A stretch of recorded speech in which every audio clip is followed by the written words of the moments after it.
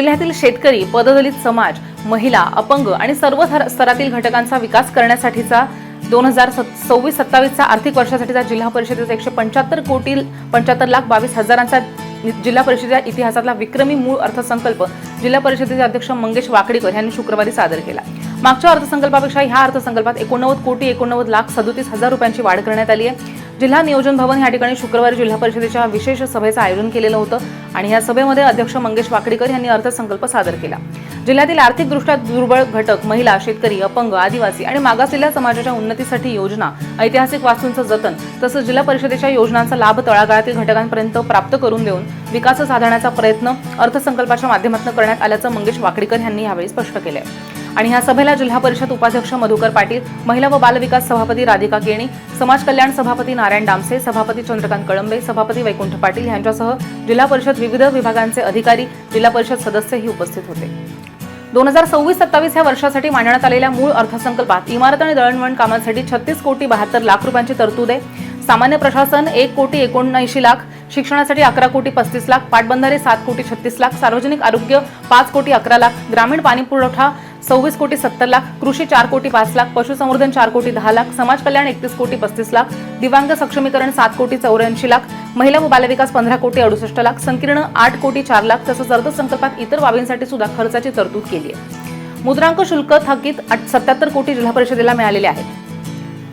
मागच्या 10 वर्षांपासून मुद्रांक शुल्काच्या स्वरूपात जिल्हा परिषदेची 91 कोटी रुपयांची रक्कम राज्य शासनाकडे थकीत आहे आणि ह्या रकमेपैकी 77 कोटी रुपये जिल्हा परिषद प्रशासनाला वर्ग करण्यात आलेत।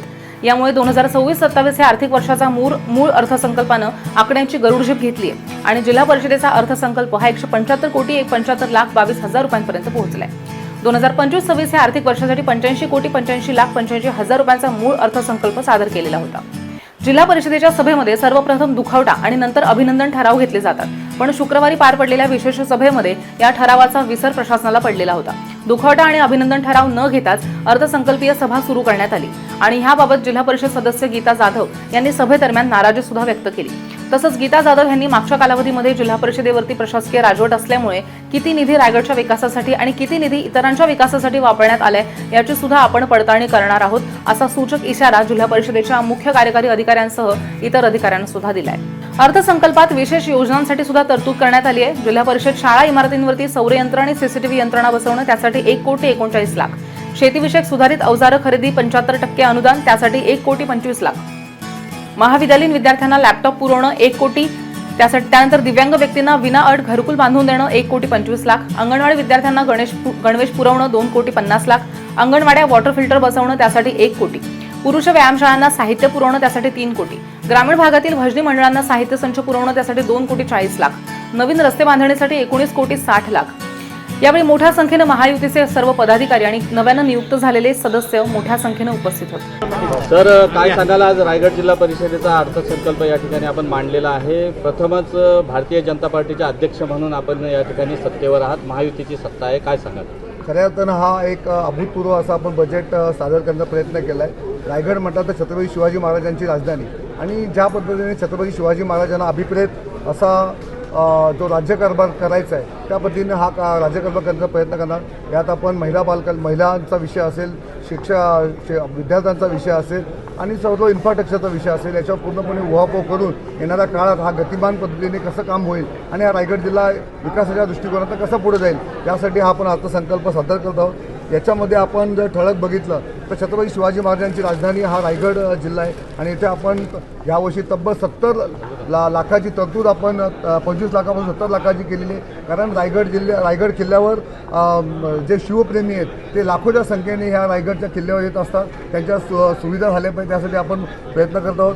आज आपण ज्या अंगणवाडी आणि आपला जो महत्त्वाचा स्तंभ आहे तो विद्यार्थी शिकला तर देश पुढे जातो आणि त्या संदर्भात सर्वप्रथम आपली जी सुरुवात होते ती अंगणवाडीच्या माध्यमातून होते। आज जर आपण याच्यामध्ये बघितलं तर साधारणतः रायगड जिल्ह्यामध्ये 500+ अशा अंगणवाड्या आहेत किंवा जिथे विद्युत व्यवस्था नाही आहे, त्यामुळे आपण सर्व अंगणवाड्या 100% विद्युत जोडणी व वायफाय सुविधा देऊन त्या तिथे आपण LED आपण देणार आहोत, त्यामुळे मुलांना अत्याधुनिक पद्धतीने त्यांना शिक्षण घेता येईल। त्याच पद्धतीने बालकल्याणच्या माध्यमातून सर्व जे आपल्या बालक आहेत त्या सर्वांना आपण 100% सगळ्या बालकांना आपण गणवेश आपण यावेळी देतोय। आरोग्याच्या दृष्टिकोनातून विचार केला तर प्राथमिक शाळेतील मुलांकरिता सॅनिटरी नॅपकिन पुरवण्याची नाविन्यपूर्ण योजना आपण ह्या बजेटच्या माध्यमातून घेतली.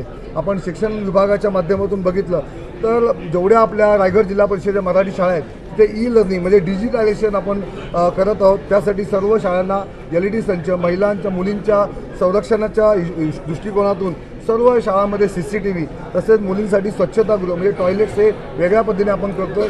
याच्यासाठी आपण विशेष भरीव तरतूद केलेली आहे. त्याच पद्धतीने रायगड जिल्ह्यात अतिशय नामवंत खेळाडू होऊन गेले. कबड्डी असेल, क्रिकेट असेल, वेगवेगळ्या पद्धतीचे खेळ असतील, यातील खेळाडूंचा सत्कार झाला पाहिजे, त्यांना सन्मान मिळाला पाहिजे. यासाठी आपण रायगड रत्न पुरस्कार देऊन या वर्षाचा नवीन हेड आपण क्रिएट केलेलं आहे.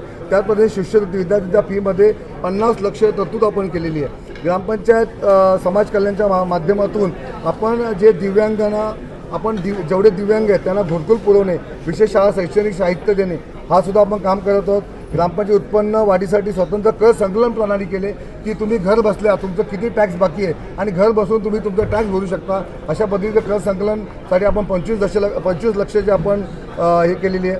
त्याच पद्धतीने आरोग्य केंद्र जेवढे आपले आहेत तिथे 100% सोलर आपण संच बसवणार. कारण कुठल्याही ज्या ठिकाणी विद्युत व्यवस्था आहे तिथे सोलर संच बसून आपण त्याचं काम करणार आहोत.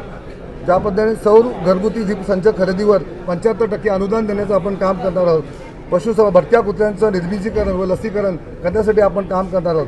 आज रायगड जिल्हा प्राथमिक शाळांना सोलर सिस्टीम व CCTVसाठी 1,39,00,000 रुपयाची आपण आज तरतूद केलेली आहे. रायगड जिल्ह्यातील क्रीडा निपुण दाखवणाऱ्या खेळाडूंना रायगड रत्न पुरस्कारसाठी 15 लाखाची आपण तरतूद केलेली आहे. जिल्हा स्तरावर आरोग्य मेळावे घेऊन आज महिलांसाठी जे चांगलं आपल्याला महत्त्वाच्या गोष्टी असतील त्या आपण याच्या संदर्भात करत आहोत. श्वान दंश, सर्पदंश व विंचूदंश लस व औषध खरेदी यासाठी 20 लाख रुपयाची आपण तरतूद केलेली आहे. कृषी विभागासाठी पण आपण चांगल्या योजना आणल्या. समाज कल्याण विभागासाठी आपण ह्यावर्षी 31 कोटीची एक मोठी तरतूद आपण केलेली आहे. न भूतो न भविष्यती 175 कोटीचा आपण अर्थसंकल्प मांडला आणि तो अंतिमतः 235 कोटीपर्यंत जाईल अशीच आमची भावना आहे. ज्या पद्धतीने देशात नरेंद्र मोदी साहेबांचं काम चालू आहे, राज्यामध्ये देवेंद्र फडणवीसांचं काम चालू आहे, त्या धर्तीवरच रायगड जिल्ह्यात काम करण्याचं आम्ही मानसिकता आपली आहे.